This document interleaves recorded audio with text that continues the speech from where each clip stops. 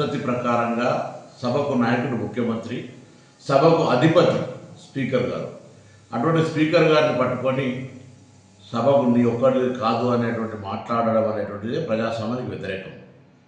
గౌరవ స్పీకర్ గారు మళ్ళీ అవకాశం ఇచ్చింది పొరపాటు కూడా అవును నీది కాదు అని మాట్లాడుతూ మళ్ళీ కనీసం నన్ను సంప్రదించలే, నన్ను కనీసం నాకు అవకాశం కూడా చెప్పుకోవడానికి అనే మాట మాట్లాడుతూ ఇవన్నీ గమనిస్తున్న పార్టీ నాయకత్వం టీఆర్ఎస్ పార్టీ కూడా ఇది జగదీశ్వర్ రెడ్డి గారు చేసింది తప్పు, స్పీకర్ గారిని సభను ఈ విధంగా మాట్లాడడం మంచిది కాదని చెప్తారని అనుకుంటే అది దానికి నిరసనగా నిన్న ధర్నా చేయడం, ఇవాళ నియోజకవర్గాల్లో ప్రజాస్వామ్యానికి వ్యతిరేకంగా ప్రవర్తించిన వాళ్ళే మళ్ళీ నిరసన చెప్తున్నారంటే ఇది పూర్తిగా హాస్యాస్పదం.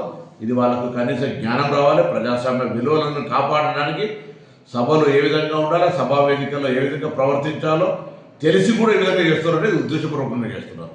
ఇది ప్రజలు గమనించాలని కోరుతాను. సభలకు కొన్ని సాంప్రదాయాలు పద్ధతులు ఉంటాయి. ఉదాహరణకు అబద్ధం అని అనడానికి కూడా వీల్లేదు. అది ఆ మాటను మనం సత్యదూరం అనాలి. ఇట్లా కొన్ని శాసనసభలో కొన్ని అంశాలు ఉన్నటువంటి పరిస్థితుల్లో సభకు అధిపతి, సభని ఒక్కడదా అంటే ఎస్ శాసనసభకు అధిపతి అనే పదం దానిలోనే అర్థం కనబడుతుంటే కూడా దాని మీద తిరిగి మళ్ళీ ఒక దళితుడు కాబట్టి ఆ విధంగా వ్యవహరించడం అనేటువంటి మాట మాట్లాడతారు. ఇదే టీఆర్ఎస్ నాయకత్వాన్ని అడుగుతా ఉన్న. గతంలో చిన్న శాసన మండలి చైర్మన్కి సంబంధించిన అంశం మీద ఏదో కాగితం పారేసిరని చెప్పి మీరు ఇద్దరి సభ్యులను మొత్తం సభ నుంచి కంప్లీట్గా తొలగించినారు, బర్తరఫ్ చేశారు. ఇది మర్చిపోయిన ప్రజాస్వామ్యంలో. అందుకే మళ్ళీ చెప్తా ఉన్నా, ఇటువంటి మాటలు వద్దు, ఇటువంటి నిరసనలు ప్రజాస్వామ్యానికి మంచిది కాదు. టీఆర్ఎస్ పార్టీ నాయకత్వం గమనించాలని కోరుతాం.